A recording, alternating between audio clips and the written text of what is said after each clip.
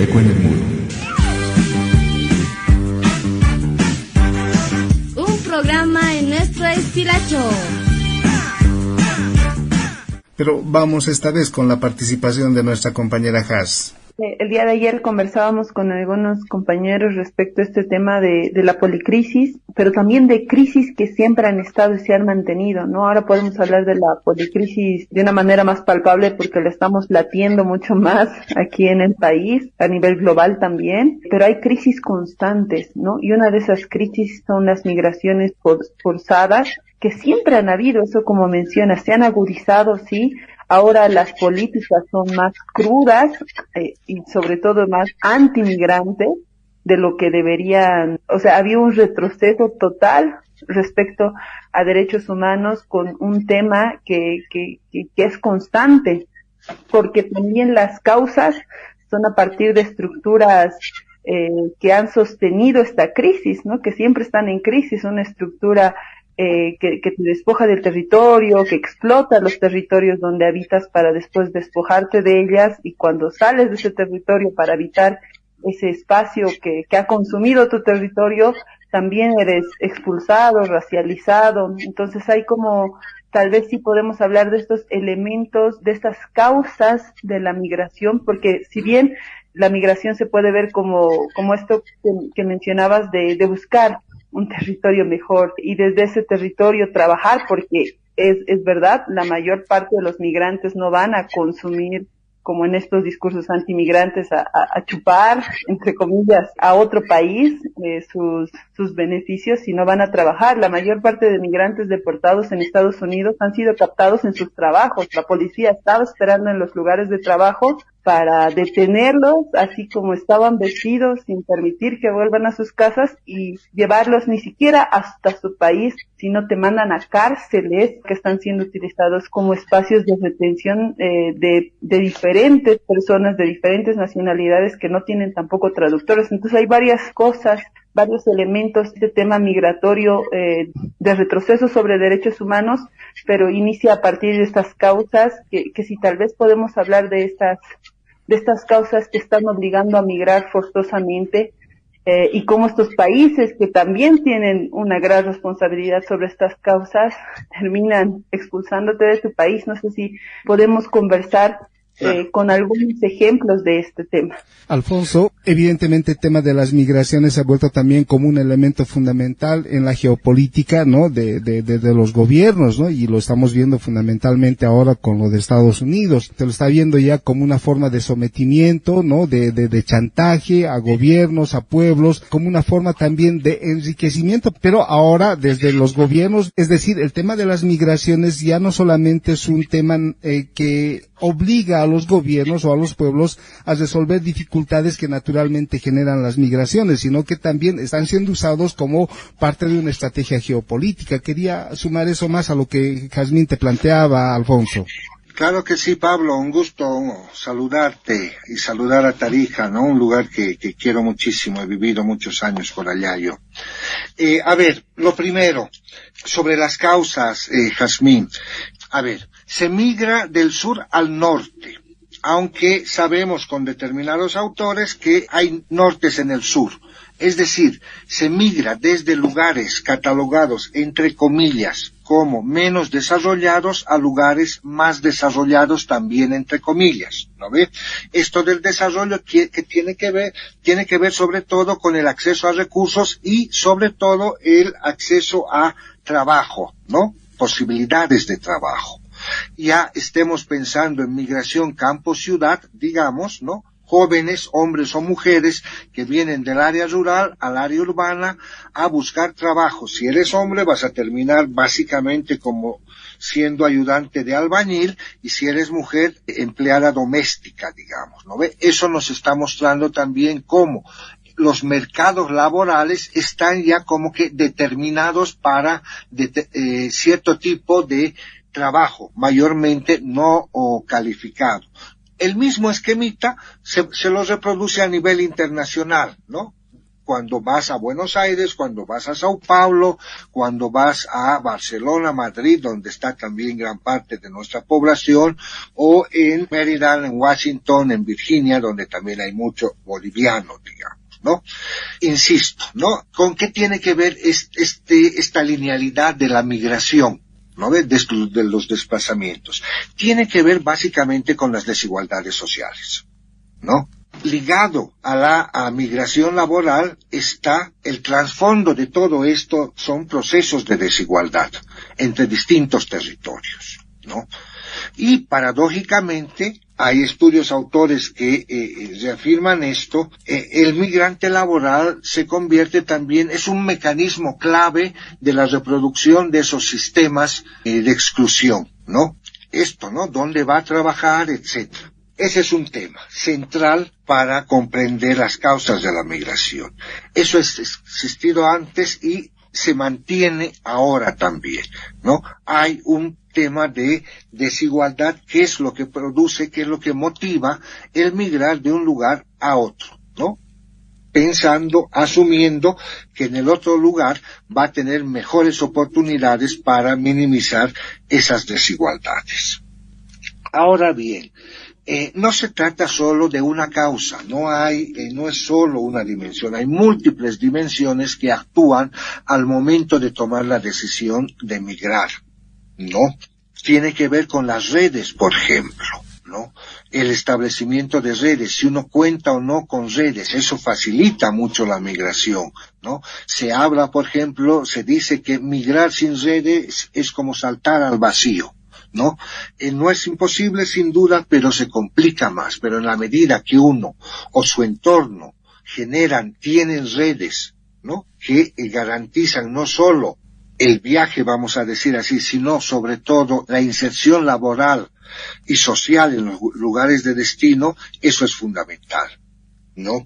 Pero también hay que señalar que en los últimos años, en lo que va de este siglo también, muy ligado a estas transformaciones profundas que se viven en torno a las dinámicas migratorias, han surgido otros elementos que son muy, muy importantes de destacar, ¿no?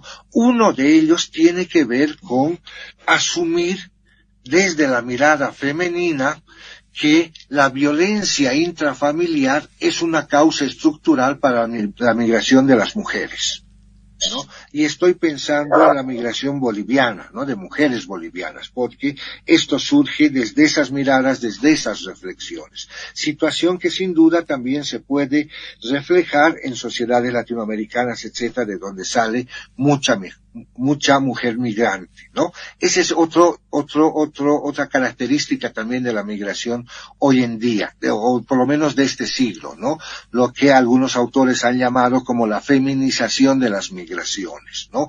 El incremento de la presencia de mujeres migrantes, no solo como acompañantes del marido o del jefe de hogar, sino en muchos casos como punta de lanza, ¿no? Siendo ellas las primeras, las pioneras en muchos casos, migrando a territorios desconocidos, ¿no? Para nosotros el ejemplo más claro fue lo que se dio a principios de siglo con la migración de mujeres bolivianas a España, ¿no? Miles. Alrededor de 200,000 personas, un 70% mujeres, en 5 años salieron de Bolivia con rumbo a España, más o menos, ¿no? Pero aquí también hay otros elementos que emergen con mucha fuerza como causa de las migraciones y es bajo esta idea que mencionaba Sanmin de lo forzado, ¿no? Y aquí está un elemento también que es asumido y es pensado hoy en día desde la noción de crisis, la crisis climática, ¿no? No solo se habla ya de cambio climático, sino de un nivel mayor cuando se habla de crisis climática, es decir, que determinados sistemas ya han llegado a colapsar y están forzando estos desplazamientos, ¿no? Y cuando hablamos de crisis climática, no solo nos referimos a una dimensión del medio ambiente que genera estas transformaciones, sino y sobre todo a la acción antrópica del ser humano frente al medio ambiente vía extractivismos, vía, en fin, una serie de modalidades, minería, tala de madera, etcétera, que generan estos procesos de crisis y que están forzando cada vez mucho más a nivel mundial y en el país también de manera muy fuerte a los desplazamientos de estas poblaciones que en su gran mayoría son poblaciones indígenas o campesinas, rurales, digamos, ¿no? Que están siendo fuertemente afectadas, ¿no? Entonces, estamos viendo la emergencia de una serie de, no vamos a decir nuevas causas, porque cambio climático o temas de desigualdad estaban presentes también antes, ¿no? Pero lo evidente es cómo se han intensificado, ¿no? Cómo es mucho más rápido estos procesos que se están dando y por tanto los impactos que generan también, ¿no? Eso por un lado. Respecto a lo que Pablo preguntaba, que me parece algo fundamental, esta geopolítica y cómo la dimensión económica, la dimensión del enriquecimiento es fundamental. Y es claro, ¿no? A ver, cuando estamos hablando de migración laboral, ¿de qué estamos hablando? Estamos hablando de fuerza de trabajo, de mano de obra, de una mercancía, ¿no?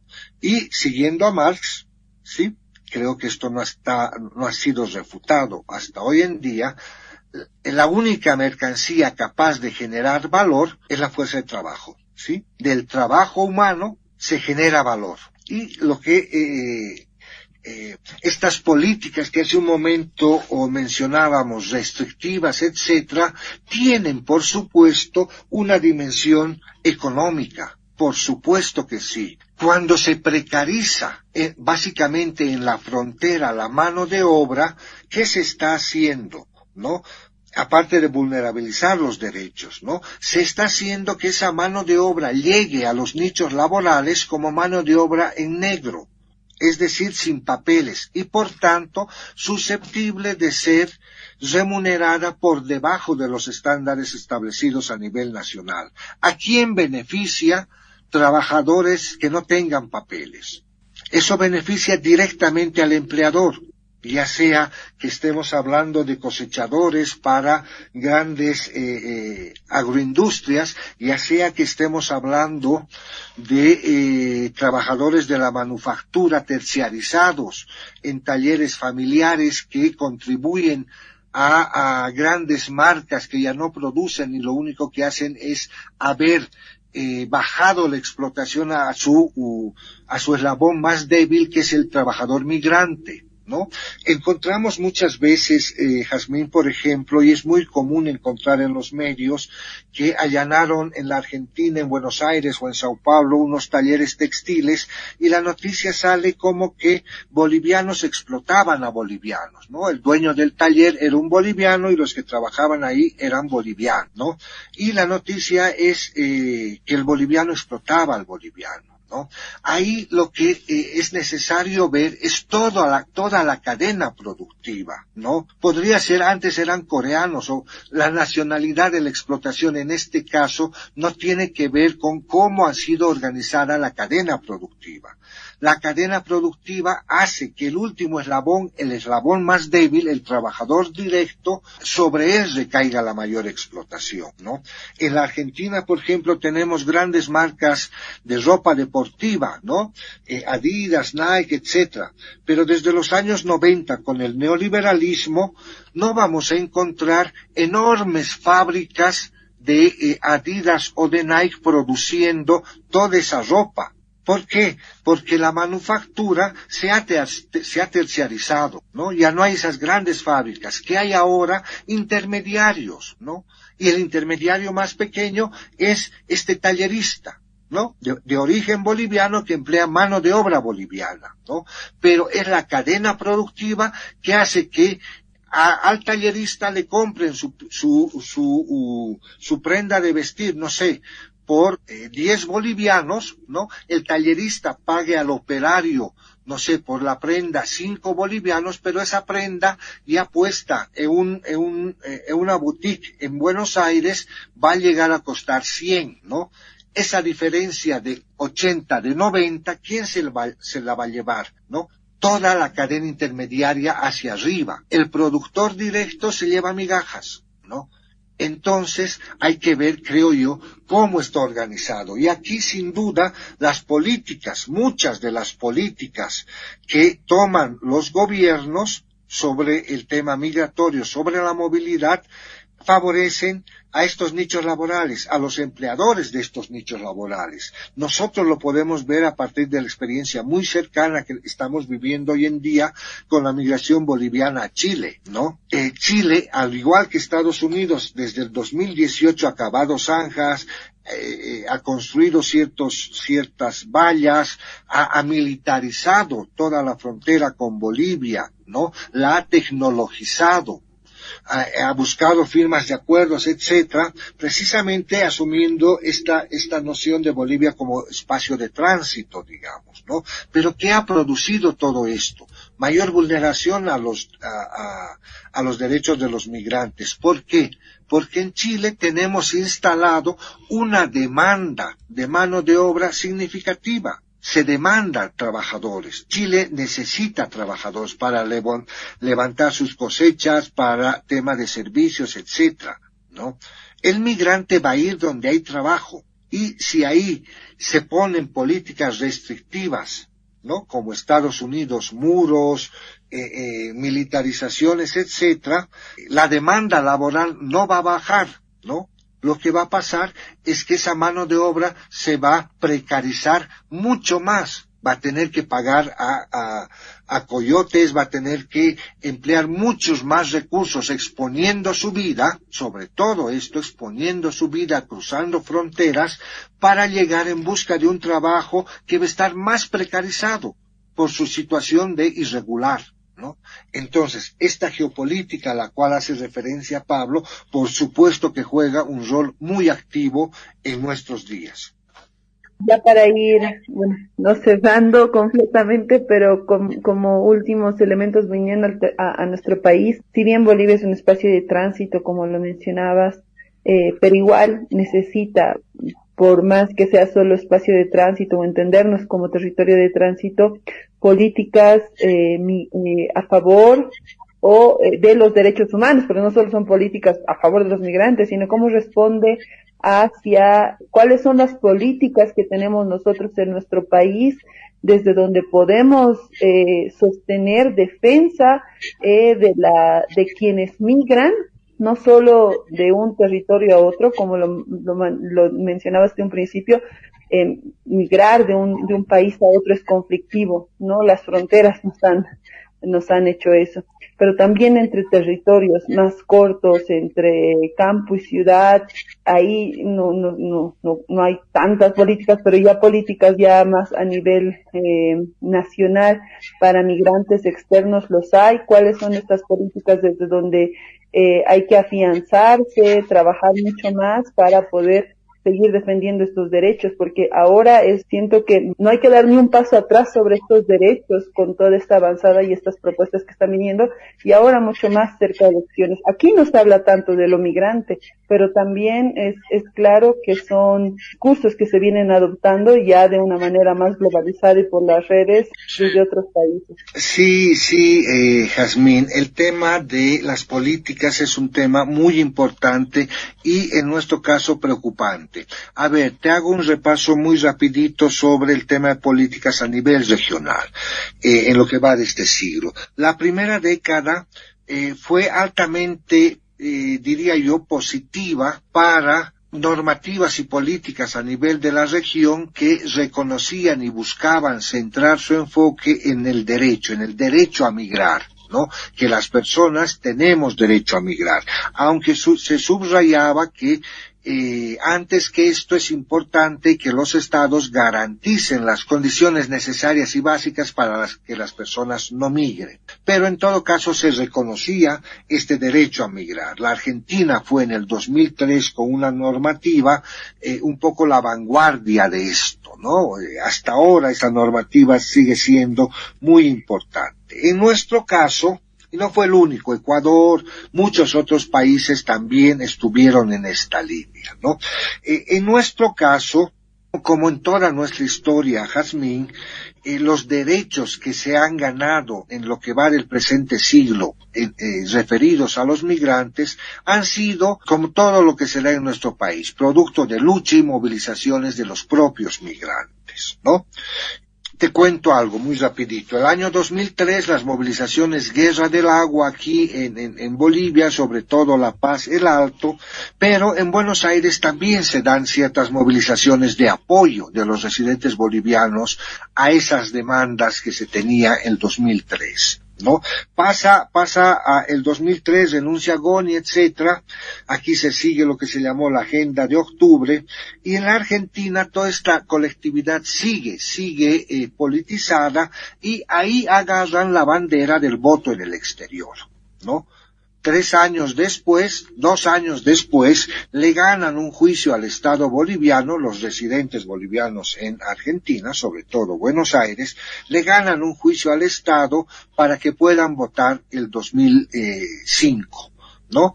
En ese momento la Corte Electoral dice, acatamos, pero no tenemos ninguna posibilidad de llevar esto a efecto, ¿no? Porque faltaba pocos meses, etcétera. Pero el voto boliviano en el exterior lo han ganado ellos.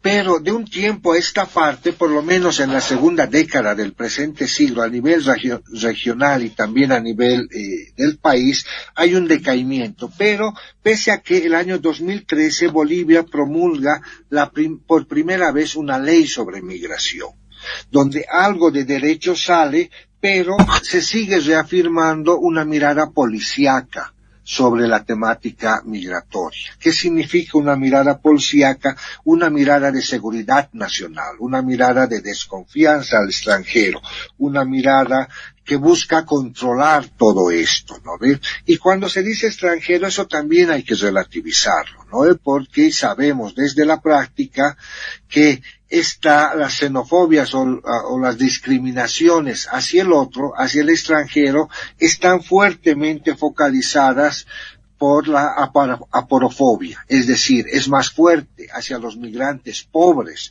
ya sean venezolanos, colombianos o haitianos, que a migrantes acomodados, ¿no? Hay una cuestión de clase también acá, muy fuerte. Pero en los últimos años, ya sea por normativas explícitas, estoy pensando el decreto que sacó Macri en el 2017, o las normativas, no sé, de Trump específicas, etcétera, pero también por la inacción de muchos gobiernos, y en el caso estoy hablando del nuestro, se han dado muchos retrocesos y se están dando muchos retrocesos en la situación migratoria, Jazmín. Lo veo yo de manera gris.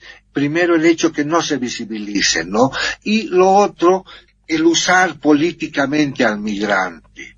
Aquí hay un tema muy fuerte, ya sea visto como o potencial electoral o visto como sujeto de intercambio, ¿no? Hace poco Bolivia ha negociado un nuevo acuerdo migratorio con Chile, ¿no ve?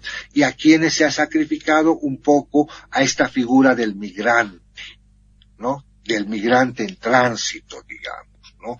Entonces yo creo que más bien la situación hoy en día, en términos de opinión pública, de visibilización, de políticas sobre la temática en el país, es peor que hace 10 o 15 años.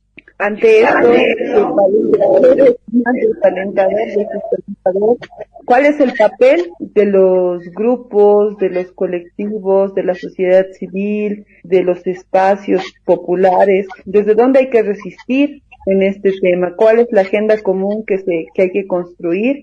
Ya para ir cerrando, ahí te cedo el micrófono, Alfonso, agradeciéndote una vez más por estar en este espacio con nosotros. esperemos que no sea la primera ni la última vez.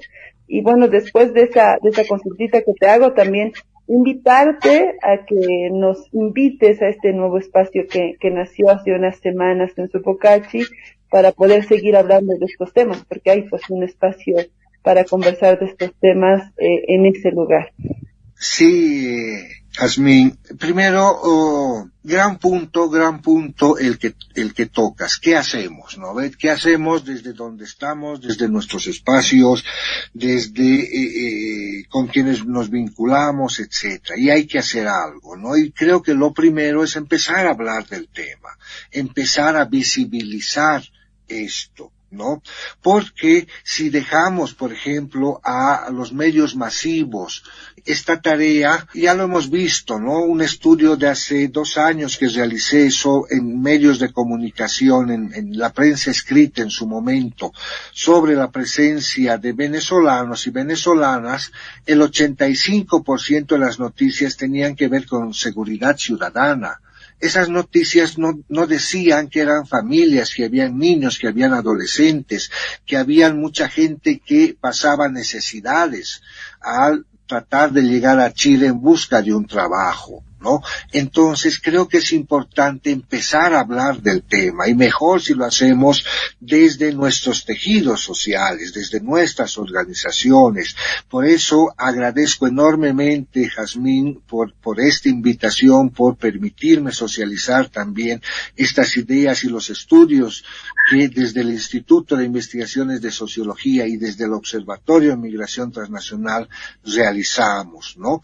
Como bien decías, hace poco se ha inaugurado en Sopocachi, en el pasaje de Hermanos Manchego, la Casa de la Red Bolivia Mundo. Si ustedes lo buscan en Facebook van a encontrar la dirección y todos los datos, que articula de manera realmente transdisciplinaria muchas actividades, sobre todo desde el arte, desde la creación, pero también desde la investigación, ¿no? Y nosotros desde el Observatorio de Migración Transnacional que tenemos ahí, también desarrollamos acciones, ¿no? Y a ver si en un futuro podemos coincidir.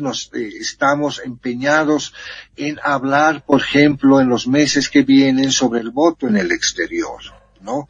Sobre nuestras colectividades que sí han logrado votar para elegir presidente, vicepresidente, pero que paradójicamente ellos no pueden ser elegidos como representantes nacionales, por ejemplo, ¿no? El Ecuador tiene diputados por circunscripciones en el exterior, ¿no? Lo tiene, muchos países tienen esto, ¿no? Entonces, el tema del voto en el exterior nos interesa, lo vamos a abordar desde los contactos que tenemos en los distintos países de presencia masiva boliviana, y lo vamos a trabajar desde el observatorio, ¿no? Entonces, si podríamos coordinarlo, sería también fabuloso, ¿no? Jazmín, muchísimas gracias por esta invitación. Como decías, esperemos que no sea la primera ni la última, y felicidades por tan lindo programa.